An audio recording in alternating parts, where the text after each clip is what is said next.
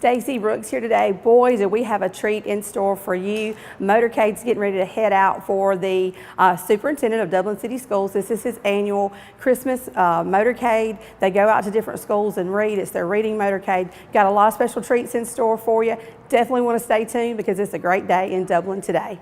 First off, I want to welcome all of you here. We'll actually have some more folks that will be joining us shortly at our first stop, Susie Dasher Elementary School, and at Hillcrest Elementary School. This is our annual Superintendent's Reading Motorcade. Thank you so much for taking time out of your day today to come read with our children. This is probably one of the highlights for them this holiday season because many of you are current or former educators. Many of you just love children.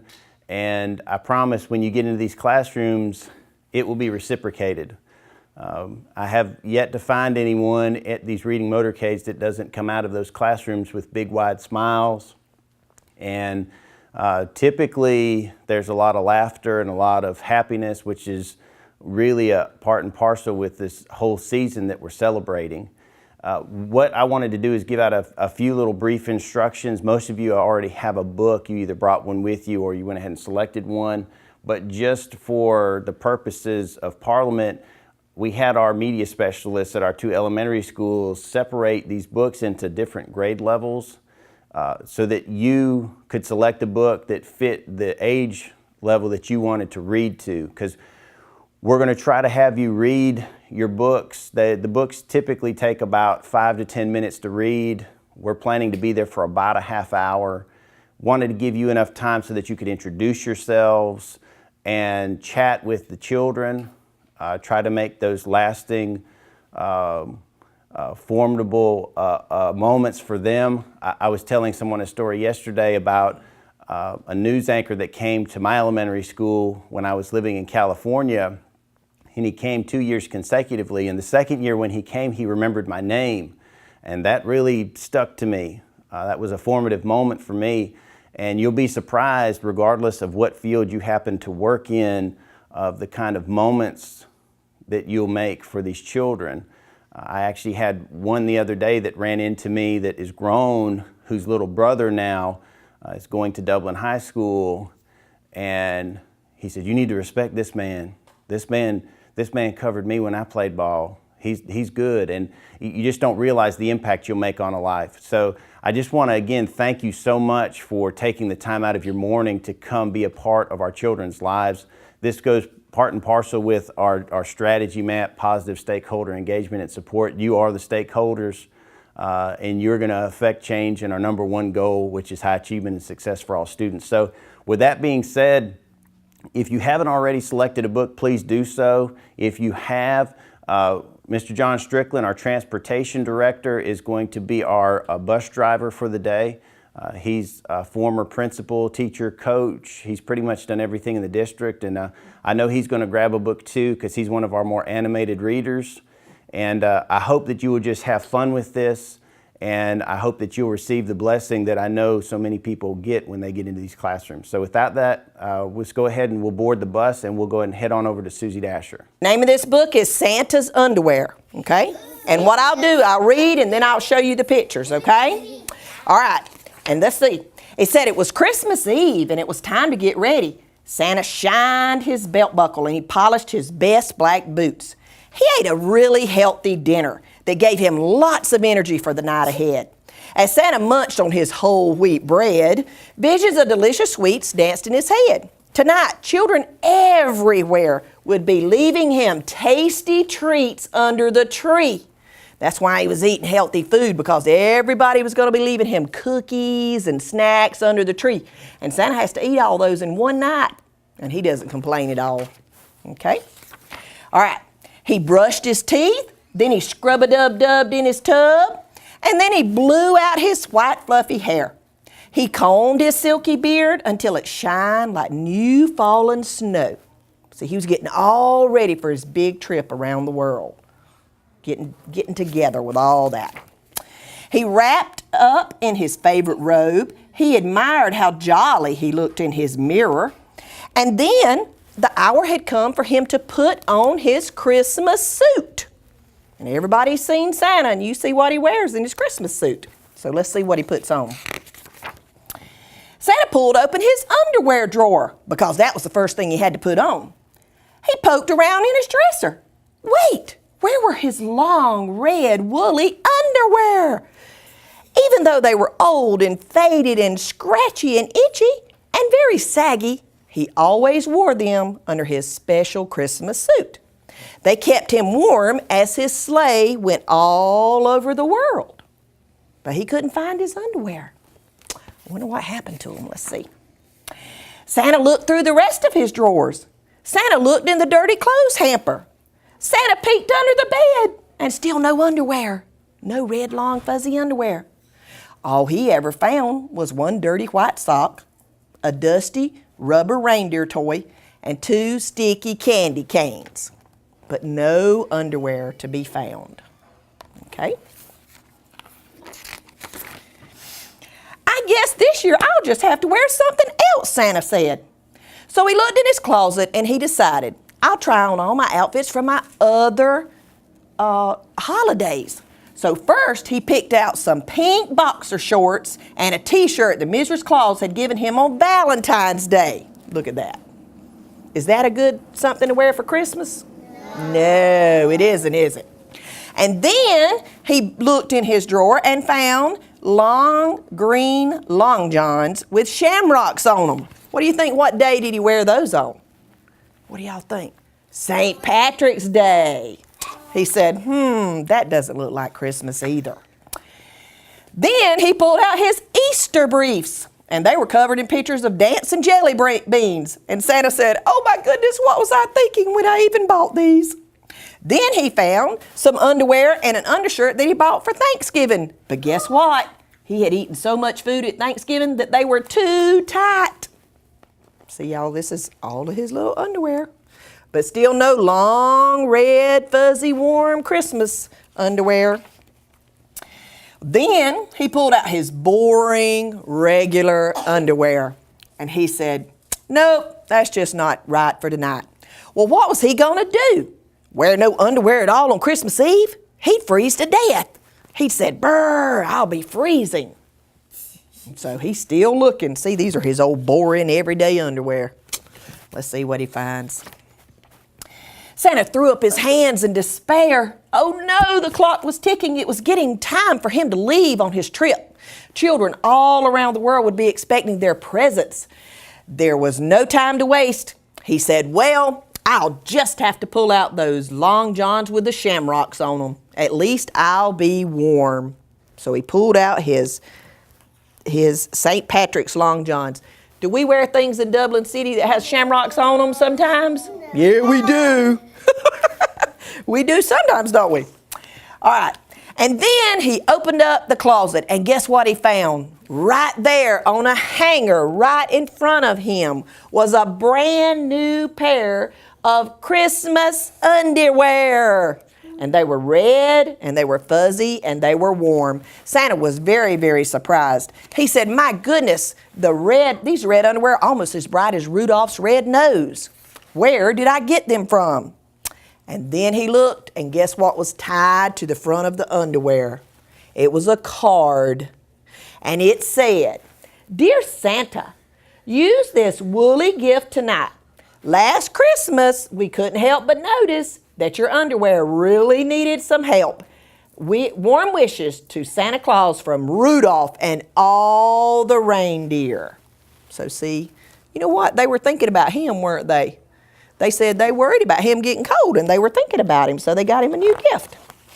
And so Santa said, this is wonderful. And he put on his red suit, and he looked at himself in the mirror, and with a twinkle in his eye, he grabbed his bag of toys and went out the door. Where is he headed on Christmas Eve? Where's he going? Everybody has to so they can. Yeah, that's right. And sometimes he comes down the chimney, but if you don't have a chimney, where does he come in? In the door. In the door or the window, that's right. That's exactly right. You don't have to have a chimney, do you? You can have a door or a window. That's exactly right. So then Santa hopped in his sleigh and he rode out of sight. And you could hear him exclaim as he rode away. Y'all might can help me with this one. Thank you, Rudolph and Dasher and Dancer and Prancer. Thank you, Vixen and Comet and Cupid and Dancer and Blitzen. Now let's get this show on the road. We've got a job to do. Merry Christmas to all, and to all a good night. And he got in his sleigh with his new red underwear and took off. What do y'all think about that? Look at there. Yeah. Isn't it nice that the reindeers thought about Santa? Because Santa's always giving gifts to everybody. And now the reindeers gave him a gift. Isn't that nice? Y'all think about that. Sometimes it's a lot better, I know it is for me, to just give somebody something and see them smile and see them happy. You know, that's a wonderful thing, isn't it? Yeah, it really is. Okay, well, thank y'all for letting me read that. At Dublin Chevrolet, we're celebrating 100 years of tough, dependable Chevy trucks. Yay! Come see us now and celebrate with savings at Dublin Chevrolet. Save up to $10,000 off MSRP on Silverado. Chevy trucks, they're a classic. Call, click, or come see us. Getting a great deal is a piece of cake at Dublin Chevrolet. Dublin Chevrolet, the only dealer you will ever need. Real people, steel people. Professionals demand dependability on the job. Homeowners expect long-lasting value. And servicing steel dealers provide friendly, knowledgeable support. Right now, pick your power, fuel, or battery, and get a great value on a steel blower, starting at just $129.95. Get yours now, only at your local steel dealer. Visit steeldealers.com or search STIHL. Cullen Supply and Engine Service, your steel dealer at 826 South Harris Street in Sandersville and 910 East Jackson in Dublin. The name of our book again was? Rudolph the Red-Nosed Reindeer. And what day was this taking place on? Winter. Okay, it was during a winter day, but it was also Christmas Eve. And what happens on Christmas Eve? You get presents. From whom? Santa Claus. Santa Claus, but he can't do it alone, so he has to have helpers. Who are the helpers? The reindeer. The reindeers and someone else. The elves are his helper. And so we just finished enjoying this book about how Rudolph the Red-Nosed got to be on Santa's reindeer team. And what was the reason he was selected? Because his nose. Oh, because of his red nose. And what did that red nose do for Santa? Glow. It glowed and gave him light so that he could see where they were going on. What kind of night was it? A foggy Christmas night. Let's just end this story with the song about Rudolph the Red-Nosed Reindeer. Would you like to do that? Yes. All right, on the count of 3. 1, 2, 3. Rudolph the red-nosed reindeer had a very shiny nose. And if you ever saw, come on, you would even say it glows. All of the other reindeers used to laugh and call him names. They never let poor Rudolph join any reindeer games. Then one foggy Christmas Eve, Santa came to say, Rudolph, with your nose so bright, won't you join my sleigh tonight? Then how the reindeers loved him as they shouted out with glee. Rudolph the red-nosed reindeer, you'll go down in history. You did a wonderful job. Give yourselves a pat on the back. And thank you, Miss Nix, for allowing me to come and read the story with your first grade group here at Susie Dasher Elementary. And they were such a lovely bunch of boys and girls. Everybody was listening. I saw your bright eyes, and I saw you sitting and watching the story as I turned the pages. Raise your hand if you enjoyed it. Oh, you enjoyed the story, and I enjoyed reading it to you. Thank you so much, and have a great day. Stacy Brooks here for Dublin Today. We are over at Susie Dasher Elementary School. We came in a motorcade from over at Dublin City School Board here with Mr. Fred Williams. Now, Mr. Williams, tell our viewers a little bit about this program and what we're out doing today. Today we're out reading to children, exposing children to a print-rich environment through literacy, and we have community volunteers who have joined in this third annual Superintendent's Christmas Reading Motorcade.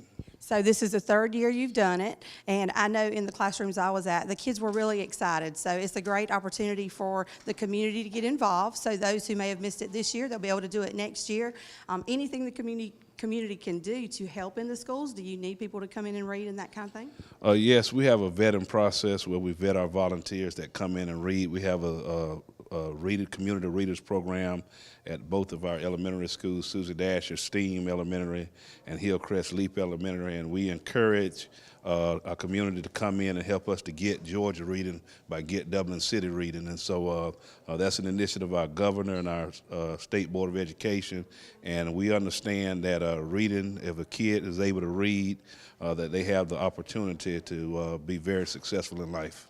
Yes, and of course studies showing reading is paramount, especially, you know, up through third grade and on. It's difficult when kids get behind in the beginning. So the fact that you're coming, I know I was in with some pre-K classes and their eyes are just glued to the person reading. So we definitely appreciate you guys doing this. Thank you for allowing us to tag along, and we're ready to go see some more readers. Thank you. Every morning, you're up at dawn to take care of the land you love. So are we. That's why Kubota dealers are the best at understanding what you need and sending you home with the perfect machine for the job. We know more than equipment. We know you. Freeman's Lawn and Garden. Call us at 272-2198. Hi, I'm Perry Williamson. We've been serving the Dublin and Lawrence community for over 90 years here at Williamson's Bakery. We specialize in donuts, cakes, pies, cupcakes, cookies, birthday cakes. They're our business, not a hobby. And don't forget our large selection of cheese straws. For special orders, contact us on Facebook, Instagram, or better yet, just come get you some. When you stop by, be sure to try our all-new Pig in the Blankets. We have bacon, sausage, and chicken. We're located at 1634 Veterans Boulevard, Dublin, Georgia. For the hot, freshest donuts, come to Williamson's Bakery. It's the season for giving, and what better than a gift from Williamson's Bakery. From our family to yours at Williamson's Bakery, Merry Christmas. Good morning. My name is Mrs. Sheffield, and I am so glad to be able to come and read with you this morning. The Legend of the Poinsettia. You know that pretty red flower that you see in all those grocery stores? Okay, and a legend is kind of like a story that's been passed down from family to family to family. They don't know, they're not saying that it's really true, but this is The Legend of the Poinsettia by Tommy, I'm going to say DePaula, because I never really learned how to pronounce his name, but he has some good stories.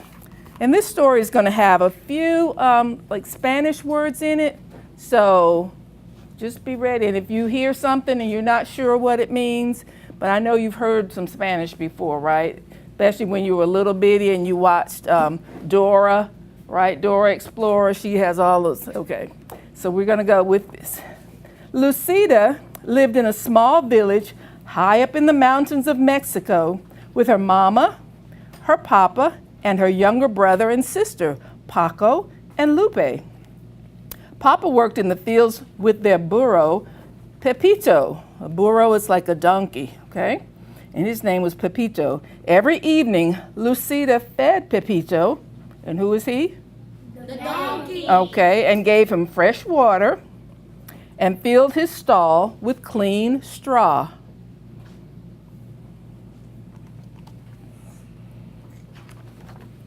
At home, Lucida helped Mama clean their casita, their little house, and pat out the tortillas for their meals.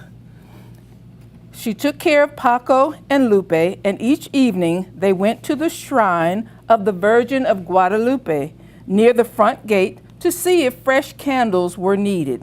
And a shrine is just a special place, where they honor a special person or something. Okay. But every day was not work. On Sundays, the family went to San Gabriel in the square where Padre Alvarez said the Mass. So that was like the father, the preacher of their church, would do a service every Sunday. Some of you have been to church, right? Okay, this was where they... All through the year, there were fiestas, like little parties, and holy days, which always began with a procession that wound through the village and ended in San Gabriel. And we went to something like a procession last week, a parade, where people just kind of walk in a line. Did you go to the Christmas parade? Okay. One day, close to Christmas, La Navidad, Padre Alvarez came to their casita. Ah, Senor Martinez, buenos dias, good day. Padre Alvarez said, I am here to ask you about the blanket which covers the figure of the baby Jesus in the Christmas procession. We have used the same one for so many years, it is almost worn out. And because your weaving is so fine, she was so good at it, he had come to ask her if she would make a new blanket. Mi padre, Lucida's mother said, I would be honored, and Lucida will help me. So she had promised to make a new blanket, fresh, new, pretty blanket for the baby Jesus. It was like a statue, okay? It wasn't the real. Somebody asked me before, is that the real baby? Okay. On Saturday, Lucida and Mama went to the market to buy wool for the blanket, because that's what you use when you're making a blanket. They chose the finest yarn they could find, and at home, Lucida helped Mama dye the wool the colors of the rainbow. I bet that was pretty. Those colors will shine throughout the church, Papa said, as he watched Lucida and Mama string the yarn on the loom. Colors of the rainbow.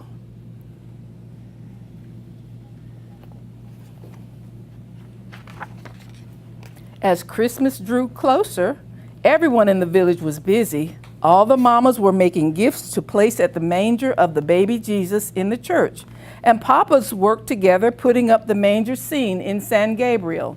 Lucida and the other children went to church for singing practice for the Christmas Eve procession, when everyone would walk to San Gabriel singing and carrying candles. Once inside, Padre Alvarez would lay the figure of the baby Jesus in the manger, and all the villagers would go up and place their gifts around it. Our gift will be the blanket for the baby Jesus, Lucida told her friends. I'm helping Mama to weave it. So what were they doing at the church? They were doing a little practice, weren't they? If you're going to be in a Christmas program, you might have to go to practice, to rehearsal sometime, don't you?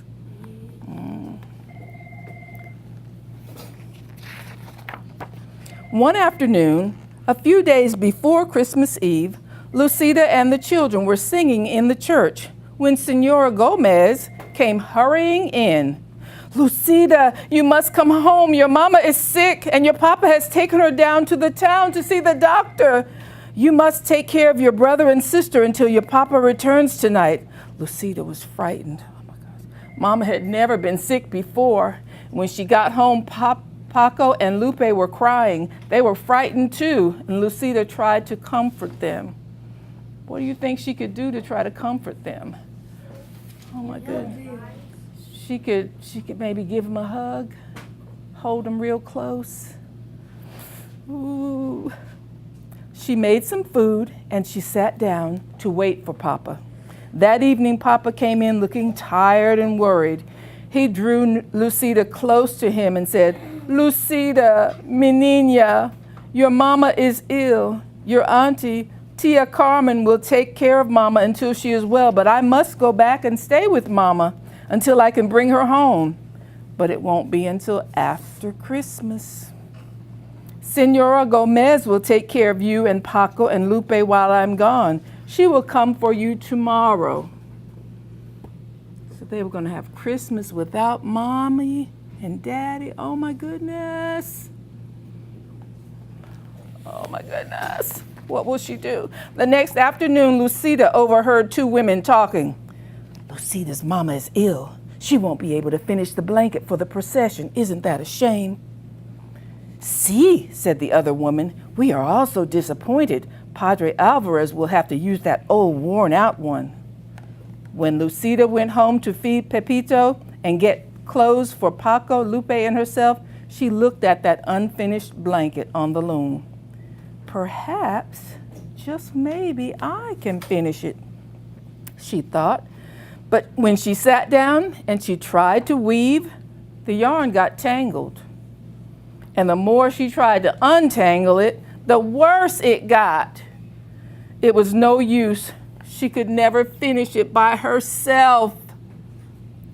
Oh my Lord, what's she gonna do? What's gonna be her gift? She took the unfinished blanket to Senora Gomez, the lady that's been taking care of them. Oh, Lucida, it is so tangled. There isn't time for me to fix it. Tomorrow is Christmas Eve. Then Lucida started to cry.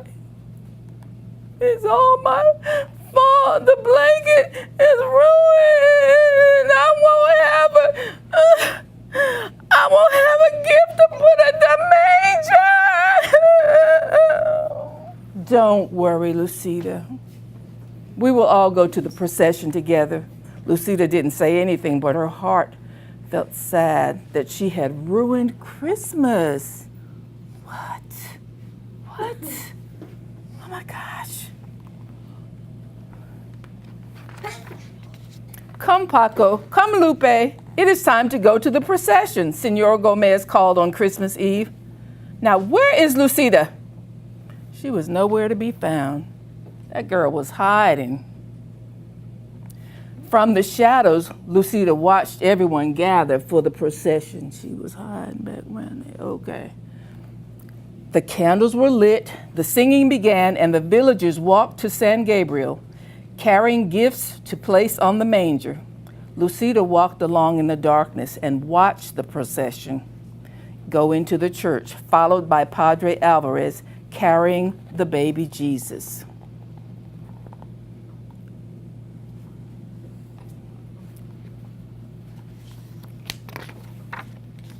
Little girl, are you Lucida? An old woman stood in the shadows nearby. See, Lucida answered, wondering who she was. I have a message for you. Your mama is going to be fine, and your papa will bring her home soon. So you don't have to worry. Go now into the church and celebrate Christmas with the others. Paco and Lupe are waiting for you. I can't, Lucida told her. I don't have a gift for the baby Jesus. Mama and I were weaving a beautiful blanket, but I couldn't finish it. I tried, but I only tangled it all up. Ah, Lucida, any gift is beautiful because it is given. Whatever you give, the baby Jesus will love because it comes from you. But what can I give now? Lucida said, looking around.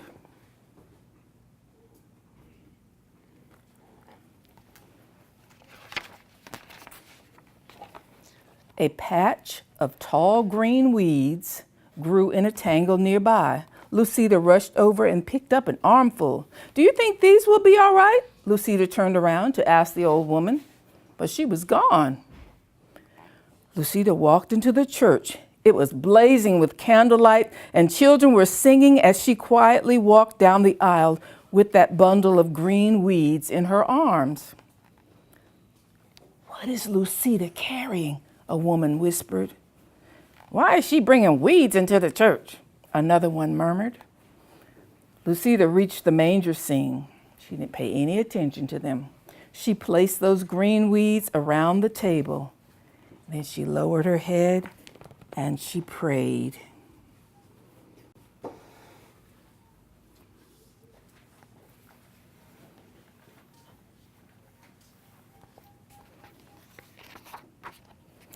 A hush fell over the church. Voices began to whisper. Look, weeds. Lucida opened her eyes and looked up. Each weed was tipped with a flaming red star. The manger glowed and shimmered as if lit by hundreds of candles. Boom!